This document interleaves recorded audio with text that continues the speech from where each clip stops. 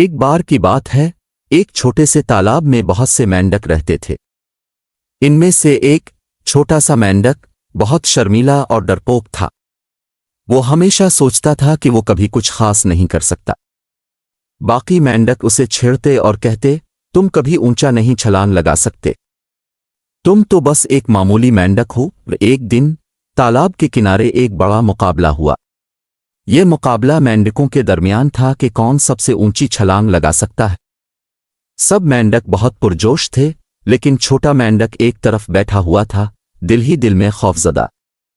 अचानक एक बूढ़े मेंढक ने छोटे मेंढक के पास आकर कहा, तुमने कभी कोशिश क्यों नहीं की? हो सकता है तुम हम सबको हैरान कर दो। छोटे मेंढक ने हिचकिचाते हुए कहा, मैं बहुत छोटा हूं, मैं कैसे जीत सकता हूं? बूढ़े मेंढक ने मुस्कुराते हुए कहा, जीतने की शर्त सिर्फ एक है, यकीन। जब तक तुम अपने ऊपर यकीन नहीं करोगे, तुम कभी कामयाब नहीं हो सकते। छोटे मेंढक ने हिम्मत जमा की और पहली बार तालाब के किनारे पहुंचा। जब मुकाबला शुरू हुआ, सब मेंढक छलांग लगाने लगे। सबकी नजरें छोटे मेंढक पर थीं। इसने गहरी सांस ली और अपनी पूरी ताकत से छलांग लगा दी। सब हैरान रह गए। छोटा मेंढक सबसे ऊंचा छलांग लगा चुका था।